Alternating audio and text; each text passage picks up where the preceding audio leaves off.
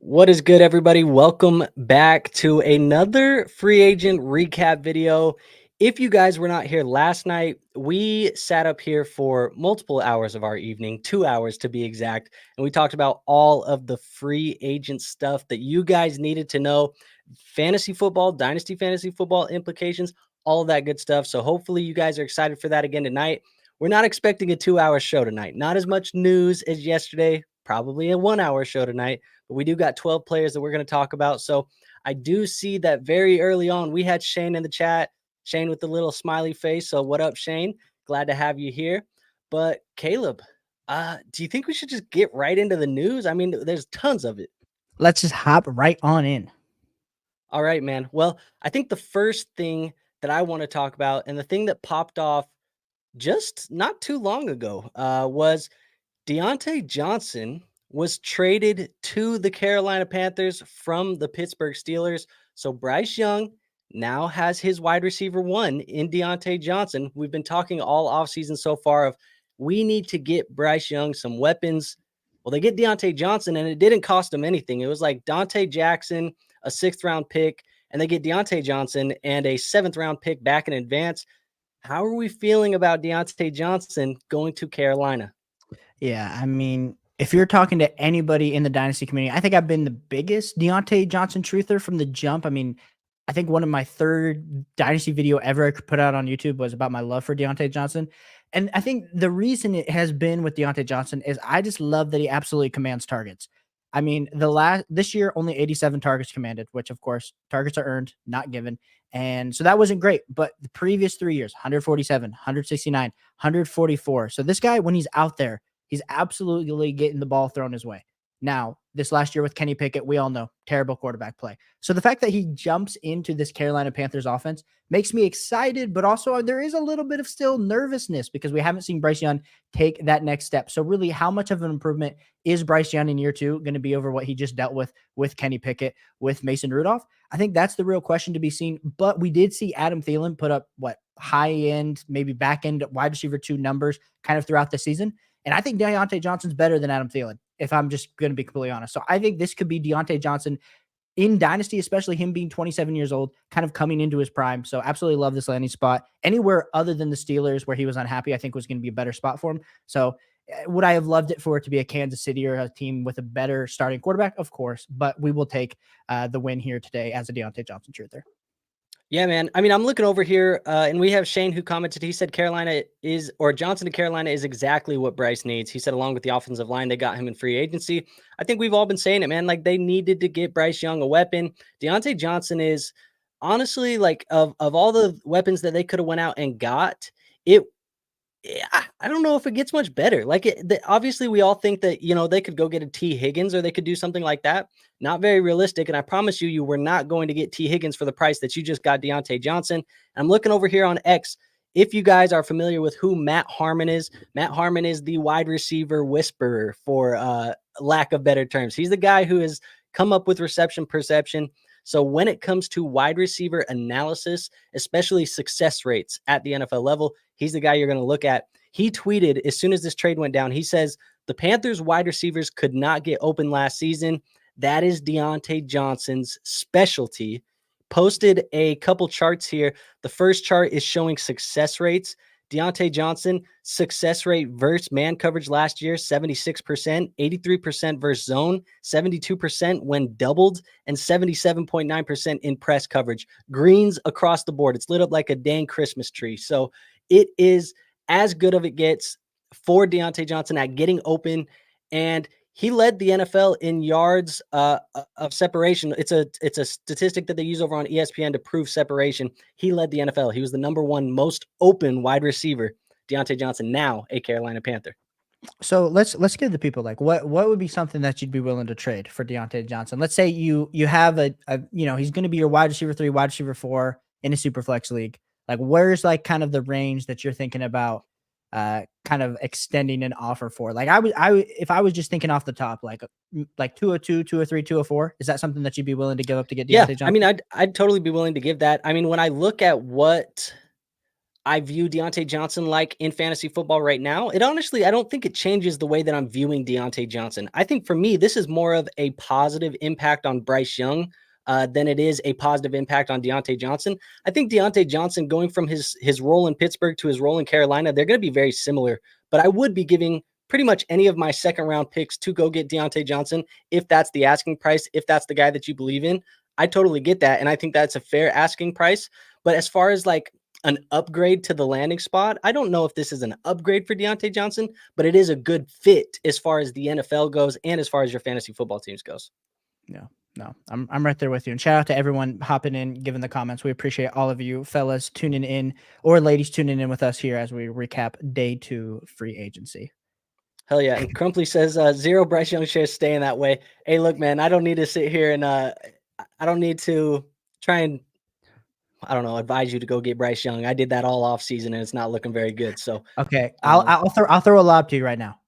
Bryce Young, right. Justin Fields, super flex. Who are you choosing between the two? Because Justin Fields value is stupid low right now for a good reason.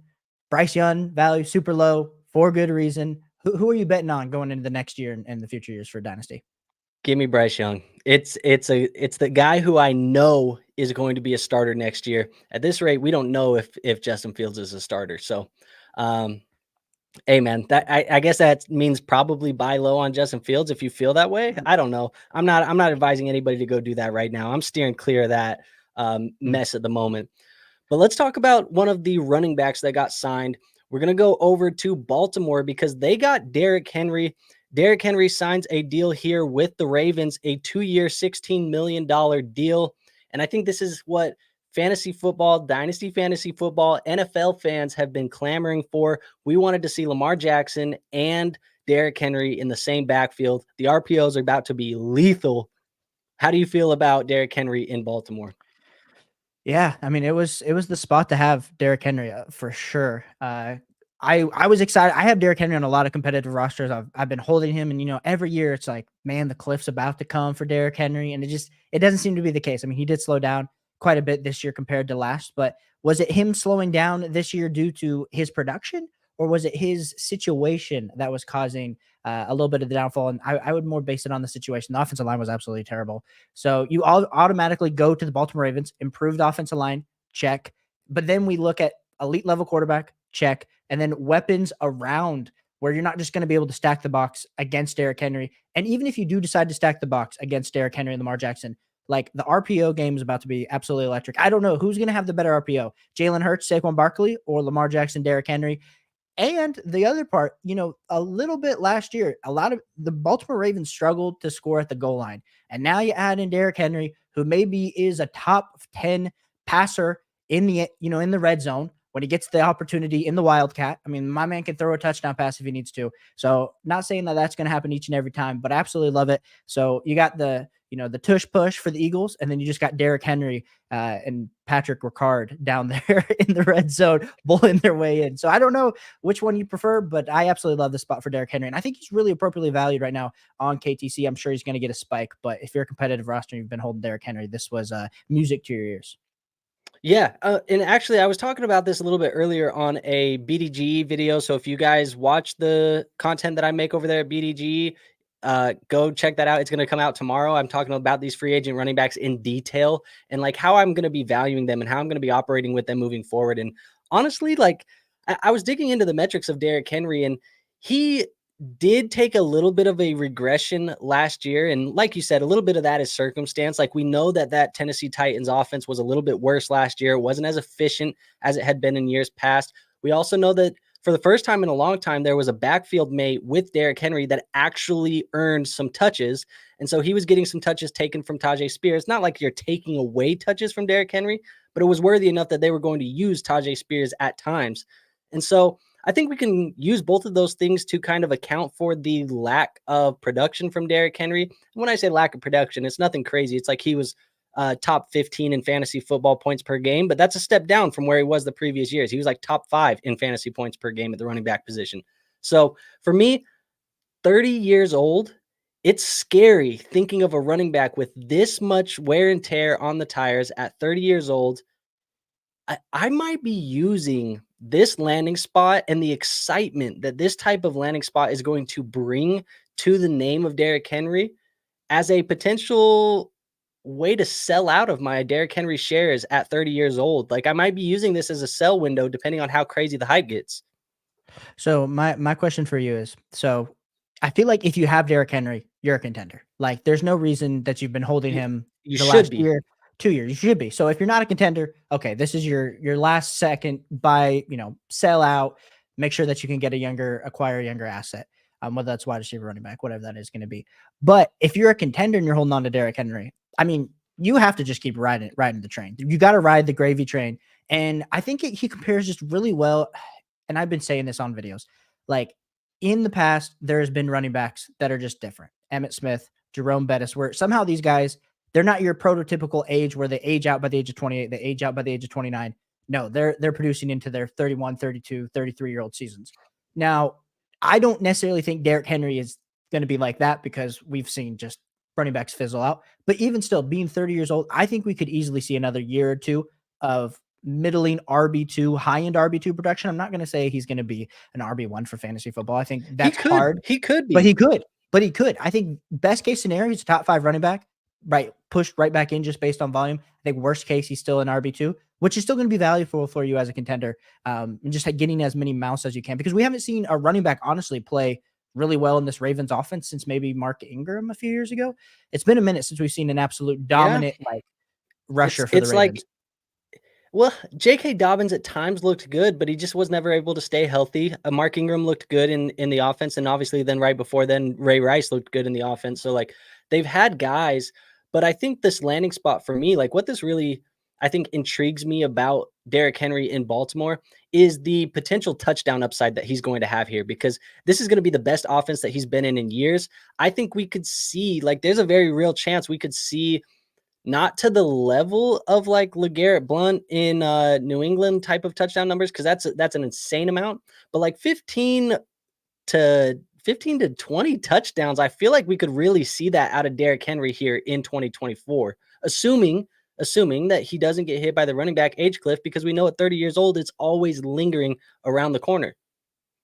I mean, it's always lingering, but if you see that way the man works out, like he is tedious about his body, but it hits everybody. Age is undefeated. We know that. I just think the age cliff might just be pushed a little further out for Derrick Henry. And even if it's he's already passed it, like 30, it's already looking like he's evading it. It's like, it just feels like a ticking time bomb. And this isn't me like, talking negatively about Derrick Henry because I don't like Derrick Henry. Like I love Derrick Henry, but I think we all have to play dynasty fantasy football not in a way of a fan sometimes, and we do have to prioritize the process over the player type of analysis. And when you get a guy like this who is going to see a value bump in community views, in community rankings, things like that, like at his age, it's worth at least looking around the market and seeing what the price is. Because if you can find a decent deal, like for example, Caleb, if anybody in your league is willing to give you a first round pick this year for Derrick Henry, you have to sell, right?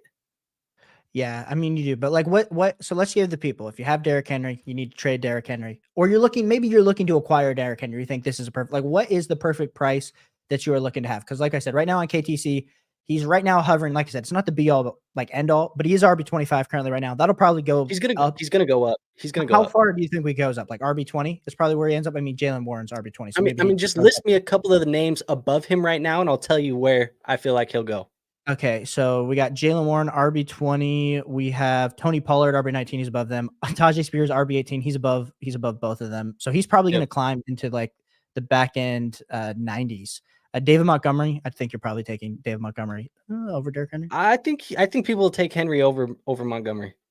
Okay, so he probably slides in. I mean, with the rookies, probably somewhere around like overall 95 to 100. So guys in that range, we're talking like, would you rather have Terry McLaurin or Derrick Henry?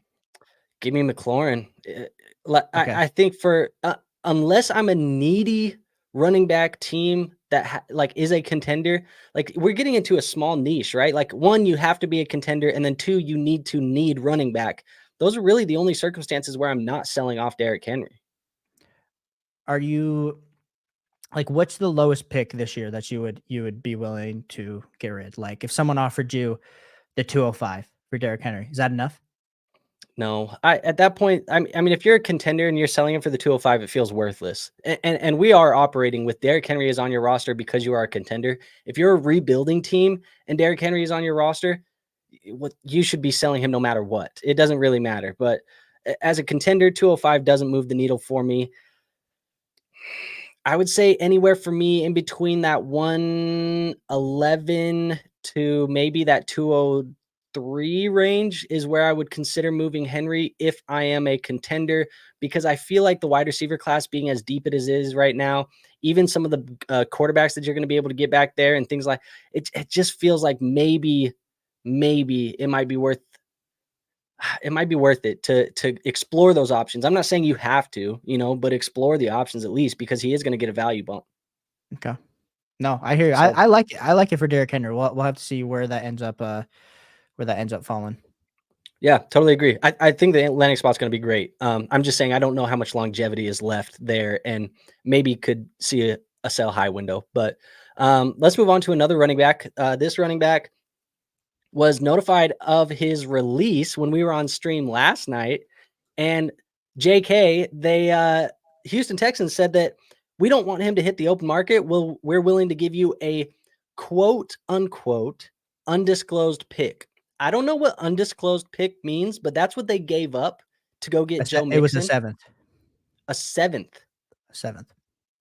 Basically, don't let him hit the open market. We'll give you anything. That's like in your dynasty leagues when you offer somebody fab before they drop someone to the waiver wire. You give them a couple dollars fab and say, just don't drop him, bro. Give him to me, please. That's what the Texans did with Joe Mixon. But Joe Mixon is now in the Houston Texans offense, playing with CJ Stroud, playing with Tank Dell, Nico Collins, a very, very solid offensive line. What are you doing with Joe Mixon right now? How do you feel about Joe Mixon? How do you like the fit? Yeah, I mean, to be completely honest, the fit that he had with Cincinnati was one of the best landing spots for a running back, just based on the offense, based on last year was a down year for Cincinnati, very clearly. But I mean, if we look at Joe Mixon's career, he's even last year with it being a down year, still RB11 on a points per game basis. Year before that, RB7. Year before that, RB5. So he's been living in absolute, running back glory as he's been getting older. And so landing with the Houston Texans, I think honestly, if he were to go anywhere other than Cincinnati, there's really only a few spots, and the Texans were one of those spots for me. Like, they were a top 3 landing destination for any of these running backs. I kind of was hoping that Aaron Jones was going to land there just selfishly, but I do like that landing spot for Joe Mixon. I mean, who's he competing with? Dameon Pierce. There's some people I saw on the timeline today on Twitter. They were like, oh, Joe Mixon's got to look out for Dameon Pierce. I'm like, what did we just watch last year? Like, Devin Singletary, who we just talked about last night, being a Jag, beat out Dameon Pierce. So what does that make Dameon Pierce? So no, it's absolutely that's absolutely ridiculous. I mean, when I think of landing spots, and let's talk about what this is. Like, this is a veteran running back that is formed or informed of his release. Then the trade happens, all this other stuff, right? Usually that is the nail in the coffin for the veteran running back. When you're getting cut, the Dalvin Cooks, the Leonard Fournettes, those guys, like, we talk about that being like the final stage of, like, it's about to go downhill pretty quick, especially when a running back is getting released that late in the free agent cycle, because you have to remember, like, Saquon had went and signed his contract. Tony Pollard signed his contract. Swift signed his contract. Like, I guarantee Mixon would have been signed by anybody before some of those other guys that got signed. Like, I think Mixon would be probably paid a little bit more money than Tony Pollard got paid, or more than DeAndre Swift got paid, but it was late. So low key, like, the Texans coming in and offering a pick, it probably saved Joe Mixon's value, to be honest, because he goes now to the Houston Texans. And it's not very often that you talked about how good that fit was in Cincinnati. I would say that this is equally as good of a fit. Like, I don't think that this is any worse of a fit by any means. And to the point of you saying that there's some people out there that are talking about Dameon Pierce as competition, like, get the hell out of here. Like, I'm not hearing that. This is as much volume as Joe Mixon could possibly want. He is going to get utilized so heavily in this offense. We've seen them, like, ride the wheels off of some of these running backs before. I mean, Dameon Pierce, last coaching staff, but this coaching staff, Devin Singletary, they rode the wheels off of him as it got down the stretch there in Houston. Joe Mixon is 15 times more talented than Devin Singletary. They are going to use him so heavily. And I saw we had Crumpley in here. He says Joe Mixon got sold for the 206 immediately after in my league. If I could buy Joe Mixon for the 206 right now, I am taking that and running away because that is a steal of value for Joe Mixon for what I think he's going to give you for at least this year and probably the next year after that. I think this is a low-end running back one in this Houston Texans offense. And I think when we talk about Joe Mixon, like he's so much cheaper than Derrick Henry. And honestly, like how For far apart are why? they going to be? Like, well, that's what I was going to say. How far apart in their Points per fantasy? game numbers, Joe Mixon was better last year. Well, he did play on the Bengals offense, which was even without Joe Burrow, still better than what With the Jake Tennessee Titans Browning. tried. Jake Browning wasn't terrible, but he also wasn't good. He was definitely a bottom 20 quarterback in the NFL. So it was impressive. Now, my big concern with Joe Mixon going to the Houston Texans is just that Joe Mixon has had quite a bit of receptions the last few years. Like 2023, this last year had 52 receptions, 2022 at 60. We look at Devin Singletary, he only had 30 this year. And as someone that was a huge Ohio State fan, CJ Stroud does not like to check the ball down, even though he is a pocket quarterback at this point in his career. So my question would be, is he going to get that same amount of receptions? I think that would definitely drops off a little bit this year, but I think the same touchdown upside and everything of his value is still there with the amount of volume, like you said, he's going to be getting on this Houston Texans team. That's going to be super competitive. And we'll have to see. They've been addressing and I think this has not been talked enough in like the Twitter space today, but the Houston Texans have addressed their defense. Like they added in Hunter today, defensive end. So the idea that they're going to be in these shootouts where CJ Stroud's going to have to go out and throw for 450 yards each and every week, I think is going to they're going to be in a lot more games where they're in control. And if that's going to be the case, second half is going to be all Joe Mixon with that volume. So I definitely like the pickup for Joe Mixon with the Texans. Yeah, I agree. I was just looking at, because you mentioned 30 receptions for Devin Singletary. I'm just looking at the numbers. Like it really looks like once they turned that backfield over to him last year, because it seems about week 9, week 10 is when they really turned the backfield over to him and stopped messing around with Dameon Pierce. Seems like his targets were pretty decent. 7, 3, 5, 3, 5. I mean, he had some games where he's getting a good amount of targets. So 30 probably in a half season for him. I don't know. I think Joe Mixon can do it. And I think I think more so the touchdown upside that he's going to have in this offense, it just is, it's pretty exciting for me, I think. And not that it's like, full disclosure too, like I've been saying to buy Joe Mixon because I felt like the production didn't match the narrative for Joe Mixon all offseason, because it does feel like he has a very negative narrative for his age and for some of the other things. I think some people don't like the off the field stuff, and it plays a negative role in his narrative. But when you talk about the production and you just look at the production, there's been zero indications in his game that has shown us that he has slowed down. And so I think, we talked about Derrick Henry. I think he's an anomaly at this point, but like 30 years old and he's still toting the rock like this. Joe Mixon is 27. Like we could get 2 more years out of Joe Mixon pretty easily, giving you low end running back one numbers in Houston. Yeah, and I think the nice thing that we know, like they've already addressed this running back position, so I don't think they're going to be addressing this in the draft, which definitely just continues to boost and bolster Joe Mixon as currently KTC. What would you, like I said, we saw 206 for Joe Mixon earlier. Like what's the range that you're looking to kind of trade for Joe Mixon? Yeah, I mean, I think for me, like just the similar price tag that we talked about with Derrick Henry. If I had to put both of them back to back in a room and say, you have to pick one of these guys, I'd rather buy Joe Mixon on my dynasty squads than I would buy Derrick Henry at this point. And I think you're probably going to get a cheaper price for Joe Mixon. So what I would pay, I'd pay similar prices, but I don't think you'll have to pay that because I think Derrick Henry has more name value. I'll throw one out for you because we brought up this name last night. Blake Corum or Joe Mixon. Who would you if you had, let's say you had that's like 205, 206 range right now. I know without landing spot, but if you had to choose, who are you going out with? Joe Mixon right now. We know what Joe Mixon is. We don't know what Blake Corum is. I think my answer on that could change in a very hard circumstance that Corum lands in LA. I'd keep telling you that's like my dream landing spot for Blake Corum, is if him reuniting with Jim Harbaugh. If that happens, I might change my opinion, but until that happens, it's going to be Joe Mixon forever. No, 100%.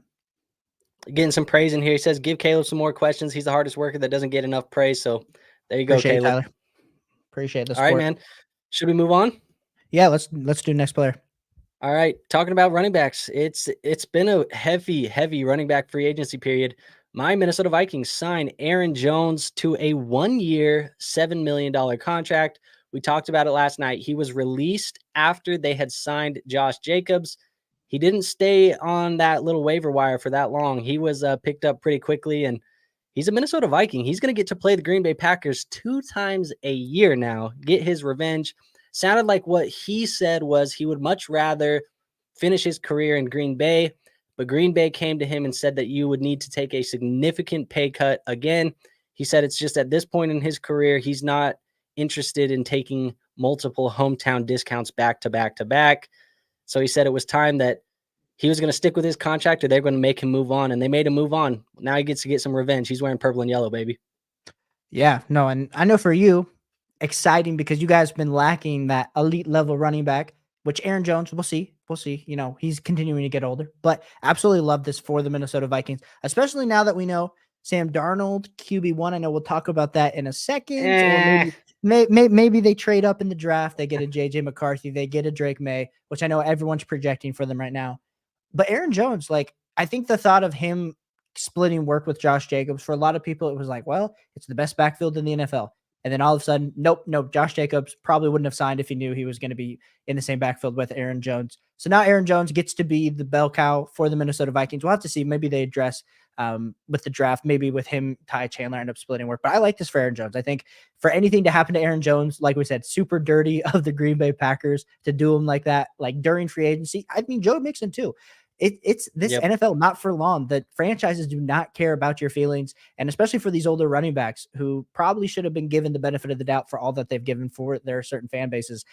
Both of them landed in really good spots. So I like this landing spot for Aaron Jones, but would love the Minnesota Vikings fan to give his take.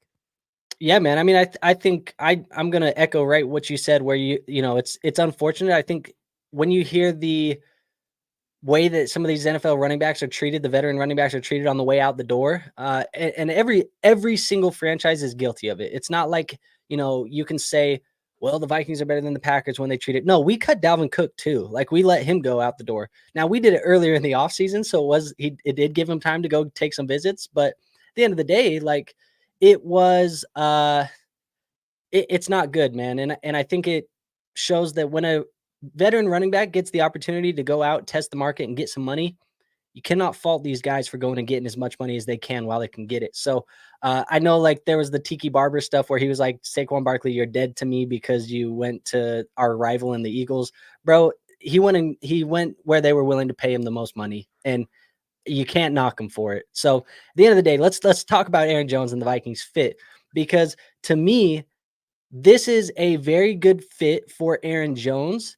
It is a very good price tag for the Minnesota Vikings. $7 million on a 1-year deal. Very, very minimal risk. This doesn't matter for the Vikings long term. If Aaron Jones is not fully Aaron Jones, he's a free agent next offseason. It doesn't matter. There's no dead cap. There's no anything to carry on. I think this is a very savvy move from Kwesi Adofo-Mensah, our GM. I think what this tells me, and my first initial thoughts for how I think that this offense is going to roll with Aaron Jones is, I think they're going to be a little bit more of a running back by committee. In my opinion, it's probably going to be very similarly to how Aaron Jones was deployed in Green Bay with A.J. Dillon. You kind of think of that 60-40 split, Ty Chandler being the 40, probably getting some more early down work, maybe some goal line work, but Aaron Jones is going to spell him in some of that early down work, maybe on those outside zone runs. And Aaron Jones is going to be primarily, and his most valuable asset, as a threat in the receiving game for us from the backfield. When you look at his metrics for receiving, he was number 2 last year in yards per route run from the running back position. He's going to be used as a receiving threat, and that's going to be good for whichever quarterback is under center in Minnesota, whether that's Sam Darnold, whether that's JJ McCarthy, whoever it may be. Having the ability to have a running back that is a threat in the receiving game as a check down, as well as having all of the options that you have out there with Justin Jefferson, Jordan Addison, TJ Hawkinson, it's going to be very good. And I think Aaron Jones is going to be more valuable for your dynasty fantasy football teams than a guy like Ty Chandler. But I don't think that his value is going to skyrocket that much. And I don't think it should, to be honest. And if anybody, and this, I never want to tell you guys to sell Vikings players, because I have love for all my Vikings players. So that's just the way it is. And Anthony's in here. He says, Aaron Jones, 10 tutties, keep the receipt. it's a chance that happens. It's a chance that happens. You know, we got to see who's under center. If Sam Darnold's out there, 10 tutties might be hard on the year, but it is what it is. So when you look at that, man, I just, if somebody feels like Aaron Jones is going to be a bell cow, I might sell him if you think he's being a bell cow. But to me, I think he's probably 60% of a committee in this Minnesota Vikings offense. But I love the fit, and I love Aaron Jones as a player. I think it's awesome for them in real life. Yeah, I'm right there with you. I can he get back to, 2 years ago when he was hitting that 10 total touchdowns like Anthony was saying? We'll have to see. But I think it's largely going to depend on the quarterback play. And so we'll have to see. I'm wishing you luck. Because I know if Sam Darnold absolutely goes out and blows this year, I'm going to have to hear it every freaking Sunday out of you, every start-sit stream we do. So I would love the Vikings to have just a good year. I don't think we're expecting anything crazy out of them, but could we get to like barely making the playoffs, maybe winning the division? I think those are definitely possible. I guess maybe not definitely possible because you got the Detroit and Green Bay, but we'll have to see. Yeah, it's a tough division. They'll have Caleb Williams and some other guys in Chicago as well. We can't discount that team. It's a tough division. It's probably one of the toughest divisions in the NFL at this point. But yeah, man, I mean, I got some things that I want Minnesota to do, but we can keep talking Minnesota shortly. But let's talk about Sam Darnold because he did sign as the, I don't know, Minnesota Vikings bridge quarterback, backup quarterback, starting quarterback. Some people are debating it. To me, the money is less than guys like Gardner Minshew, similar money to guys like Jacoby Brissett. It's $10 million for a 1-year deal. Do we think Jacoby Brissett is the starter in New England? I think he will start the season / start preseason as the starter, and then I would imagine very quickly get the pull would be my idea for the rookie. For the rookie, that's going to be either Jaden Daniel or Drake May. I think that's kind of should be similarly to what we're looking at Sam Darnold as. I think the Vikings got a lot of crap on Twitter last night, which it's probably usual. A lot of people like to give Vikings crap on Twitter, but and when you hear the name Sam Darnold, everybody's like, they think of the quote of he was seeing ghosts and stuff like that. So like, is what it is. You know what? He comes from a Kyle Shanahan system, was playing with Sean McVay. He now was playing with Kyle Shanahan. Now he's in a Sean McVay system with Kevin O'Connell. Those are like two of the best systems that you can get. So if you're going to figure it out, if you're ever going to figure it out and be a competent backup quarterback, bridge quarterback, it's going to be by being coached by guys from that Kyle Shanahan and Sean McVay tree. And so I think this is a bridge quarterback right now. I think that they're going to be taking a swing on a rookie quarterback. And in my honest opinion, I'll tell you what I think is going to happen, and then I'll tell you what I want to happen. I think the Minnesota Vikings are going to be drafting and rolling out with J.J. McCarthy. I think that is the fit that is going to happen. I think that will be the quarterback of the Minnesota Vikings is J.J. McCarthy. And if that is the case, you could argue that Sam Darnold does start this year or starts half of the year while J.J. McCarthy is learning underneath him because he's not as ready as some of these other guys. What I want them to do is I want them to trade up and try and get that number 3, try and get that number 2 somewhere and try and get Drake May. That's what I want. I want Drake May in Minnesota. It's probably not super likely unless New England decides like, hey, we still got a pretty bad team and we're not ready to bring a rookie quarterback in, because if they bring one into that system, it's bad news bears, baby. So like, I just don't think that they should. Let us trade up. Let us come get number 3. That's what I want. But I think it'll be JJ McCarthy. I think the thing that a lot of people aren't also considering is Josh McCown is the quarterbacks coach for the Vikings. So him and Sam Darnold work together with the Jets, which is just an interesting wrinkle. They had a really good relationship. So it will be interesting to see how that ends up playing out for the Vikings. But I agree. They're probably going to be drafting JJ McCarthy. Hopefully they can trade up. But to the Crimson Master Show's comment, I think, first off, if the Chicago Bears were going to trade Justin Fields, they've been just doing him dirty, because I don't think it's the fact that teams aren't willing to try to trade for him. I think either the asking price is way too high or he's actually not on the market. I think the Bears still are maybe a little undecided internally with if they're going fully on Caleb Williams. I agree. They probably should have traded Justin Fields, But I also feel like the moment you trade Justin Fields is the moment you kind of lose all leverage in the fact of, oh, maybe we'll trade back and get the biggest haul ever for the first overall pick. So it's unfortunate that Justin Fields is getting screwed over like this, but still, I would have loved to see Justin Fields with the Minnesota Vikings, but there's no way, Jose, that Ryan Poles trades him to the Minnesota Vikings. Justin Jefferson was saying that Justin Fields makes their offense dynamic. So that was a quote right out of Justin Jefferson's mouth. So if Justin Jefferson wants Justin Fields, make it happen, baby. I don't know, just whatever we got to do. But Justin Jefferson turned down $30+ million. Seems like he wants to come over. Seems like he wants to come over to my Bengals, reunite with Joe Burrow and Jamar Chase. Sounds like a good plan. You guys can't even extend T. Higgins, so I don't want to hear you paying Justin Jefferson. We'll find a way. We'll find a way. Well, yeah, Joe Burrow will take a pay cut. You will.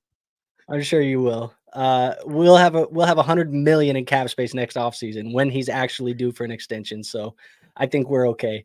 But let's move on to our next player. It is going to be Darnell Mooney. Darnell Mooney, talking about Chicago Bears, he goes over to the Atlanta Falcons. I'm not going to lie to you, Caleb.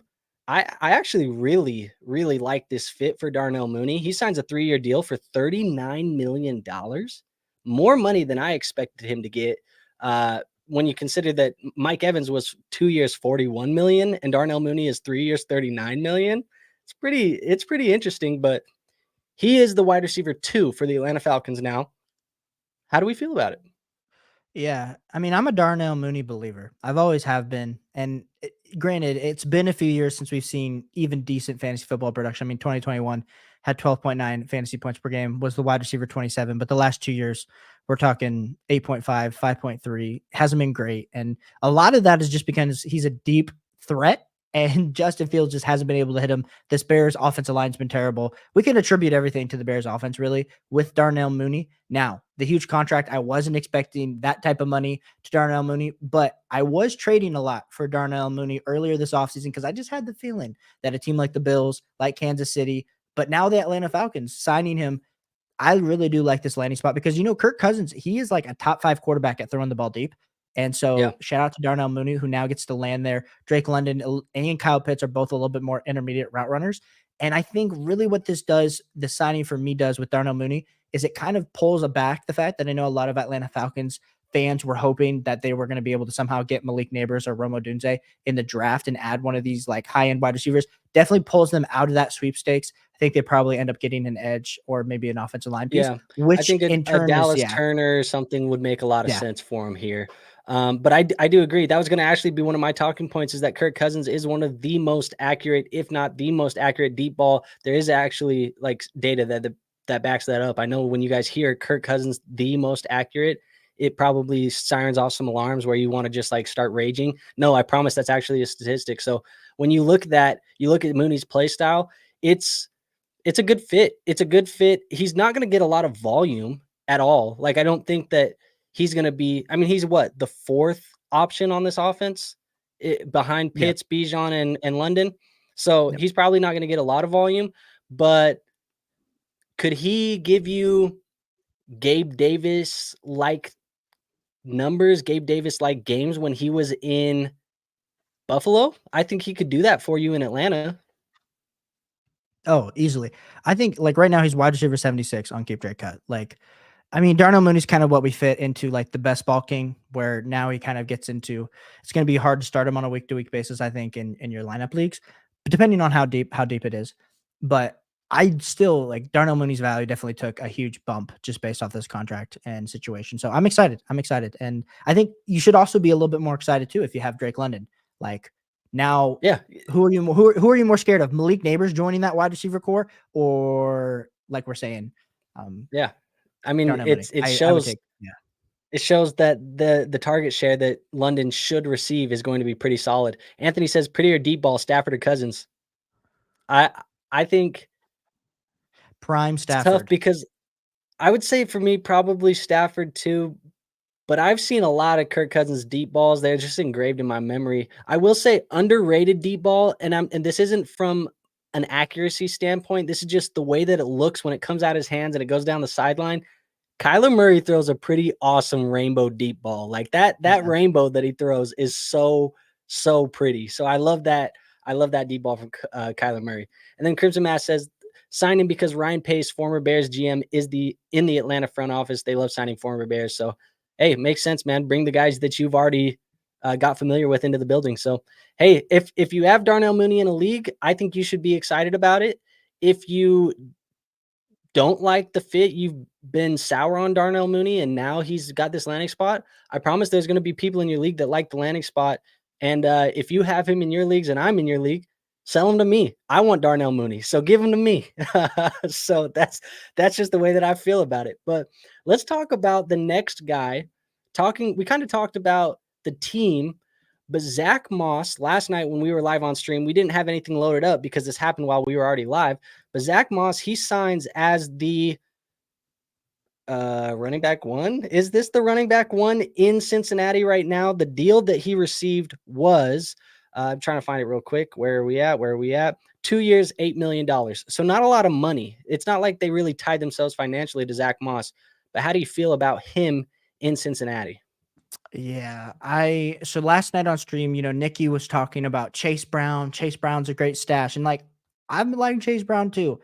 But this move with Zack Moss, I think very much clearly indicates, Zack Moss is going to be the bell cow for the Bengals. And when we saw him, he looked good this year when Jonathan Taylor was out for the first few weeks. And even when Jonathan Taylor came back, Zack Moss was pushing for carries just due to his performance. And right now on KTC, we're talking about him down in like the 170 range. I think that ends up getting a little bit higher for Zack Moss just based on this landing spot. So I like it. I think if you're able to go get him, as he is still relatively young. I know a lot of people didn't love him coming out of the draft. He's 26 years old out of the University of Utah. So I don't necessarily think he's going to age the best, but like I said, this is a year-to-year play in the running back landscape for us in Dynasty. So I do like it for Zack Moss on the Cincinnati Bengals. Everything we just talked about with Joe Mixon and his overall production is going to be applied to Zack Moss, because at this point, I think Zack Moss has a little bit more juice than Joe Mixon showed last year, even though Joe Mixon did show that he was an RB11 on a points per game basis. So I think Zack Moss could end up as a high-end RB2, maybe a middling RB2 this year for the Cincinnati Bengals. I think it's very possible. So I like it personally as a landing spot, as a Bengals fan. I don't necessarily know how I feel about it from like a fantasy perspective, but you want these good offenses. You want the running backs in it. And I think Zack Moss is way more talented than Chase Brown. So shout out to Zack Moss. You're muted. My bad. I think to me, this tells me more about how the Bengals view Chase Brown than it does tell me how they viewed Joe Mixon, to be honest. And I think they wanted to bring Zack Moss in to be a part of this offense. But what I can't get my mind off of is this feels very much like a team that could be using a third-round pick on a Braylon Allen, on a Trey Benson, on a Blake Corum, on one of these running backs, Jonathan Brooks maybe in the second round. Like, could you imagine a rookie falling into this landing spot? It just, to me, that's kind of what it feels like they're setting up to do, because you get to reset that running back position on a cheap contract. You get a young, talented guy, and then you have Zack Moss now to kind of bolster that and kind of use him in that committee as well, where there is some safety there, but they didn't really pay him money that says he is the starter. It's, $8 million over 2 years. It's very low risk. This to me feels like this could be the perfect landing spot for a rookie. The hard part, I think, for me is like looking at the overall how the Bengals have drafted running backs.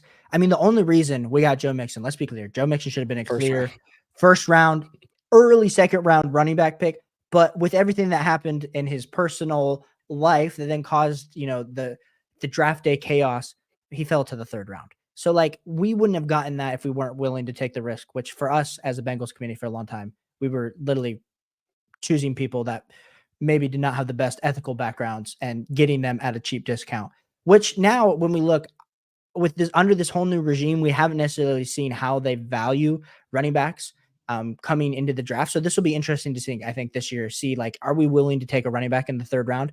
Because we've been taking all these running backs in the fourth, fifth, sixth round over the last few years. None of them really have panned out. So is this the time that we finally take a running back in round 3? We'll have to see. I think Braylon Allen would be a great fit. I would absolutely personally love that. Would love a Trey Benson there. I don't think Jonathan Brooks kind of fits with what we're trying to do, but we'll have to see.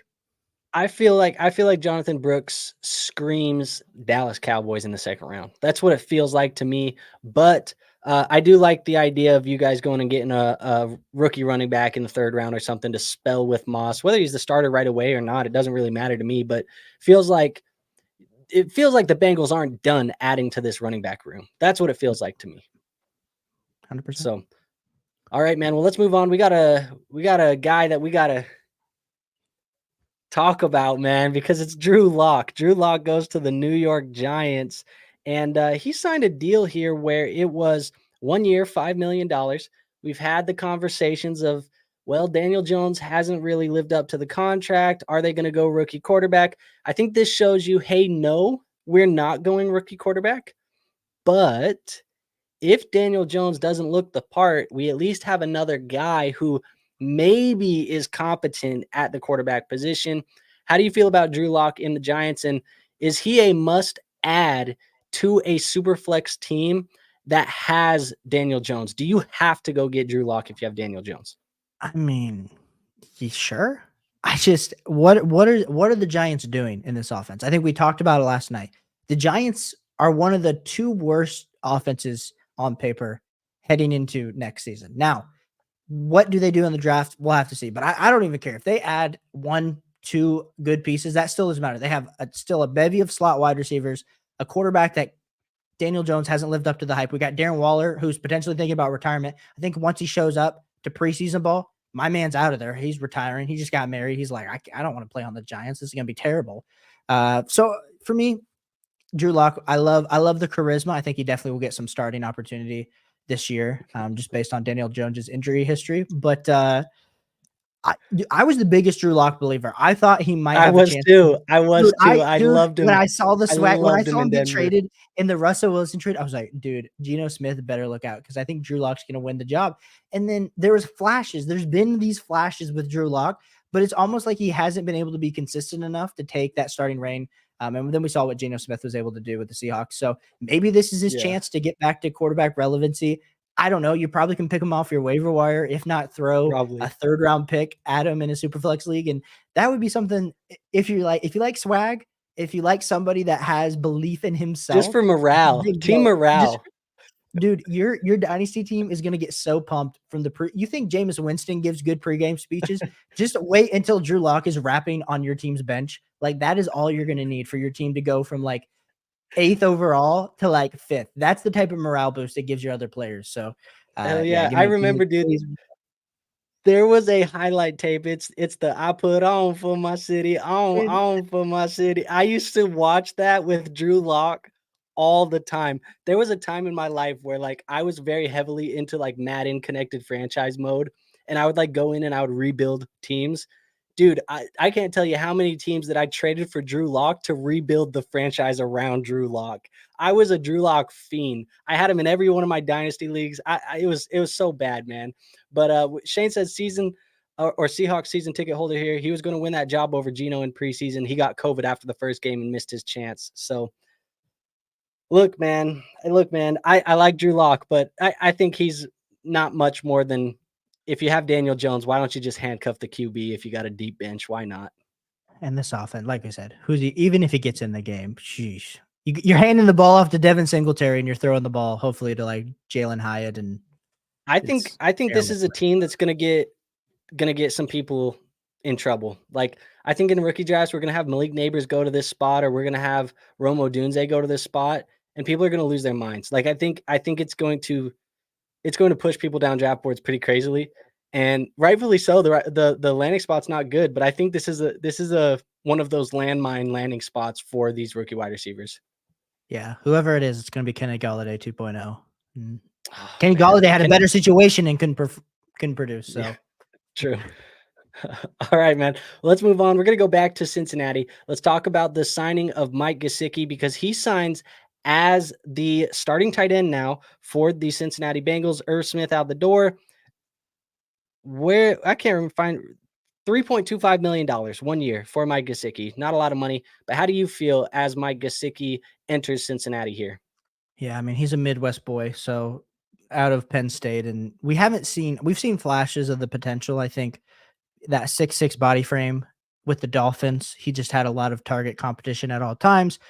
And then of course he got then sent up to New England, an absolute wasteland of offensive purgatory with Mac Jones and Bill He got Belichick. paid handsomely though when he was there. Oh, he got paid. I mean, hey, you know what? He probably had a nice house, a nice car that was warm. It wasn't like your typical, whatever. He got paid. But I like this Yeah, landing spot a lot for him. I think when we're looking at, we always want like a good tight end in Cincinnati, just like we said, with a good offense. But I really don't think this does. Sure, maybe it boosts his value up a little bit, but on the pecking order here, he's still not going to be a top 3. third. Yeah, Uh, I don't even think he's third. I mean, you got Jamar Chase, you got T. Higgins if he stays. If not, there's probably going to be some other wide receiver that we get. You still have Tyler Boyd. You got we got I thought Zack. Boyd is a free agent. Is Boyd not a free agent? You know what? I thought I saw that he resigned, but maybe I'm missing that. Maybe I'm off on this. I'm looking. It doesn't have any information next to him right now. I know he's a free agent. It doesn't have any information. But No, he to your is a free point, agent. So apologies. to your point, still third at best is the option. Yes. And so So we'll have to see. Maybe we throw some jump balls to him. He has a little bit more touchdown upside, but I'm not super excited going out and buying Mike Gesicki at all. yeah, I think if I was tight end needy, I don't mind throwing like a mid to late third at him and just seeing what happens if the guy accepts it. But yeah, it's nothing. I think nothing crazy for Mike Gesicki. It's probably the most valuable he's ever been, and probably the most valuable he'll ever have been is when he was in Miami, and that's just the way it is. But let's talk about our next tight end. We're going to stick around the tight end position because we had a couple of them signed. We didn't talk about a lot of tight ends yesterday because not a lot of them signed. Well, now they're starting to come off the board. Irv Smith Jr. leaves Cincinnati. He goes to Kansas City. I wanted to throw this in here because I'm sure people are going to see the Kansas City logo and they're going to say, ooh, this is exciting. But Irv Smith Jr., he signs this contract. It was 1 year for, why can I never find these tonight? 1 year for $1.3 million. Not a lot of money. They have Travis Kelce, a little bit older, Noah Gray, and now Irv Smith. Do we like Irv Smith more than Noah Gray at this point, or what is this? Yeah, I was hoping, I felt like they needed to go get, personally me, I was hoping Noah Fant would somehow go get the bag from Kansas City, and it was like the passing of the Travis Kelce torch to Noah Fant was going to happen. That didn't happen. We got Irv Smith, who Irv Smith in his own right, highly regarded coming out of the University of Alabama. Just the big injury with the Minnesota Vikings ended up really kind of derailing his career, which was unfortunate. I'll show you this. Oh, snap. We got some Irv Smith memorabilia. Oh, snap. We got a signed helmet. Shout out to Andrew over here. Signed mini helmet from Irv Smith, baby. So for me, like, I don't know. It's a good offense to be in, but I mean, I think we're both assuming like there's so much in flux right now with the weapons for Kansas City.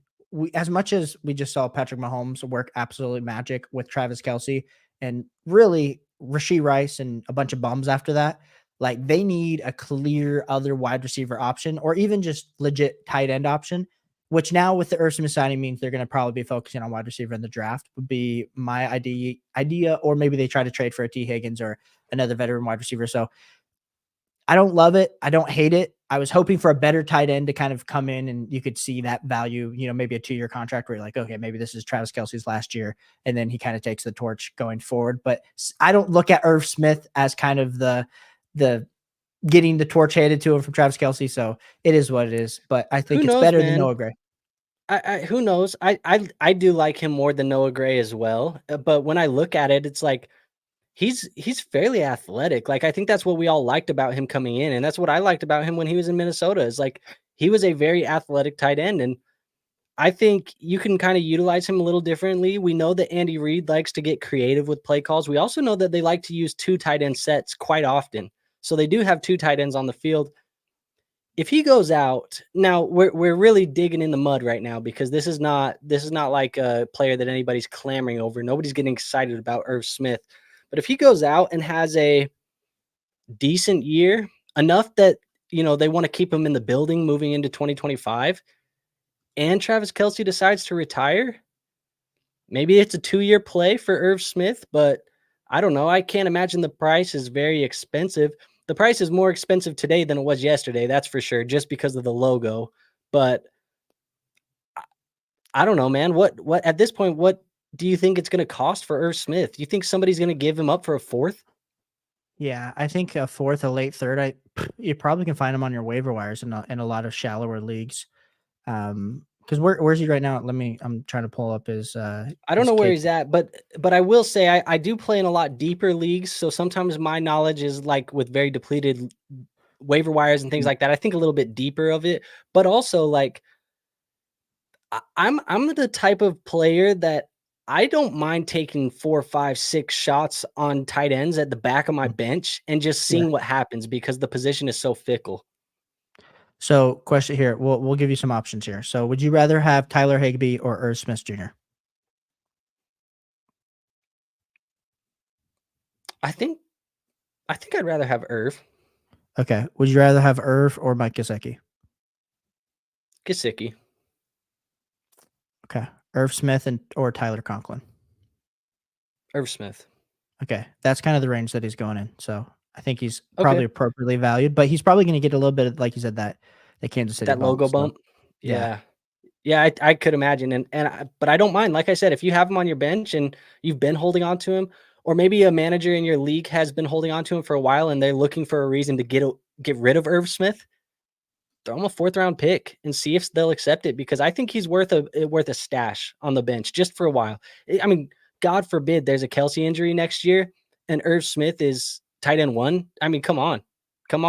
Like, we're Hey, looking for reasons for him to be relevant. Bro, I got so much Kelsey. Come on, knocking on wood. The Patrick Mahomes, Travis Kelsey stash is going to take me to the promised land next year. I just need it one last final time, and you're over here jinxing it. Like, goodness One more gracious. time, man. Well, let's move on. Let's talk about the last quarterback that we're going to talk about tonight. Marcus Mariota. He signs with the Washington Commanders, and this deal for Marcus Mariota is a 1-year, $6 million deal. A lot of people on X are kind of hinting at Marcus Mariota is a veteran who has a similar play style to a guy like Jaden Daniels. Do they bring in Marcus Mariota, and have they shown their hand that they will be drafting Jaden Daniels with the number 2 pick? I mean, I just think Marcus Mariota is a great backup quarterback. Dude's a good guy. If any of you watched, the first QB1 ever or quarterback, QB1 whatever it was. quarterback Yeah. with Peyton Manning, I mean, dude's a good guy. You can just tell that he's a good leader, and as much as maybe his NFL career hasn't panned out to the level that we thought coming out of the University of Oregon, like, he still has been like an NFL backup / starter quarterback for, the last 8 years. So he's making really good money. Him and his family are set up for generations. So shout out to Marcus Mariota. But I think Washington bringing him in, it definitely like raises first, like, okay, cool. Like, we're not just going to have Sam Howell here as the backup / competing for the job with whoever the rookie is. So that probably means Sam Howell either gets cut or traded. So we're looking at like Marcus Mariota and whoever they end up drafting at number 2, which in my personal opinion, I still have this feeling that it's going to be Drake May at 2, but I know a lot of people are excited about Jaden Daniels. So, especially with the fact that Marcus Mariota is kind of when he was younger, a very similar type athletic quarterback that was able to get, outside of the pocket run. You have the Cliff Kingsbury kind of molded Kyler Murray, which also is an athletic kind of mobile quarterback. There's a lot of kind of pointing things to the fact that they might go with the mobility of Jaden Daniels. And so we'll have to see. But I think no matter what, like, there's not a huge I'm not rushing to go buy, or my waiver wire is open, me go get Marcus Mariota. But I think when you look at the weapons around, you can definitely see where, like, hey, at least we have a competent backup quarterback. So, good old Austin Eckler can get back to being an RB1 for the Washington Commanders, Yeah, we'll see about that. Probably never. But with that being said, I agree. I think it's fine. I'm much more excited to go. I can't imagine many other reasons why I would be getting Marcus Mariota. I can't imagine. I try to find a reason why I'd be much more excited for him, but I'm not excited for Marcus Mariota. So it is what it is. But let's talk about our last player of the night. And I threw him on here because I talked about him in my free agent preview video. Was not expecting this to be a landing spot for tight ends, but Gerald Everett, he signs with the Chicago Bears. The deal for Gerald Everett was a 2-year deal. We don't have any of the money yet. It's still undisclosed. So unless you can find the money, but I don't have the money here, but I'm just wondering, for what reason are they going to be adding Gerald Everett when they have Cole Kmet? Why are they doing this? Yeah, I think Gerald Everett, honestly, like it just comes down to you're going to be having a rookie quarterback. So uh I mean, he's just a proven reliable pass catcher. I think he's got, solid yards after the catch. So plus he played with Shane Waldron, both in Seattle and LA. So you kind of have that connection with offensive coordinators. So it actually comes out. Adam Scheffler posted this 7 hours ago. It was a 2-year, $12 million base value deal with the max Okay. up to 14 million. And it's 6.1 million guaranteed. So nothing absolutely crazy. I mean, clearly going to be the tight end A little too. bit more money than I feel like you would normally pay a tight end to, but I guess the Bears have a lot of cap space. They do. And I think knowing that Cole Kmet, honestly, Cole Kmet's a really good blocker. So maybe they want to use him more kind of in both roles where maybe Gerald Everett's a clear like pass catching tight end. I don't know. I think this whole offense out of sight of DJ Moore right now, I'm kind of just like it's all in flux. So just kind of not buying into anything. I'm not super excited about Gerald Everett, but I do have him. Like, been a lot of leagues, which I know you said you play in deeper leagues than I typically do, but in a lot of my leagues where we have pretty deep benches, I've had Gerald Everett on waivers on a few of them, which I think is pretty interesting, knowing that he's Yeah. kind of walking into a situation that is he maybe the second best pass catcher on the team, third, maybe at least at this point. We haven't seen what Yeah, happens for in the now, NFL for draft, now. but plus, you add in the rookie quarterback, who usually the tight ends are the security blanket for those guys in their first year. Then, yeah, sign me up for some Gerald Everett. I think honestly, out of the tight ends we just talked about, Mike Gesicki, Irv Smith Jr., like I'm preferring Gerald Everett over all those guys. Okay. Yeah. I think for me, I probably prefer Gesicki, but um I don't think it's bad. Anthony says, is this a reason to sell Komet? Sell Komet for 203? Yep, get I'm out. are you actually? Well, for the 203 in this class, I mean, if you have tight end, like if he's your tight end one, like okay, maybe we hold off on that. But like, who are we talking about at 203? Like, would you rather have? It's a Trying to think. 15th player off the board. So Mhm. we're talking like, I mean, really in that consideration, you're probably thinking more like running back one territory of the class. So Yeah. like, I don't know, man. It doesn't feel like it's great value, and if it's a tight end premium, then it definitely doesn't feel like it's great value. It feels like you're selling for what he is. I don't know. It just doesn't feel to me. I don't know if I'm selling Komet for that. Now, I guess if Anthony, if you have more context here to the league type and your tight end depth, please throw that in the chat before we get off of this stream here. But I'd like to know your tight end depth and your league type.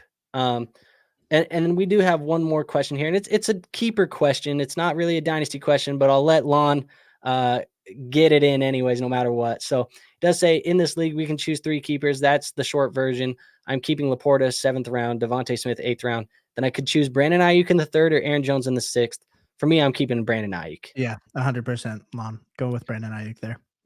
Cool. And this is the last question. And this will close our conversation on Gerald Everett. But Anthony says 12-team Superflex tight end premium half point.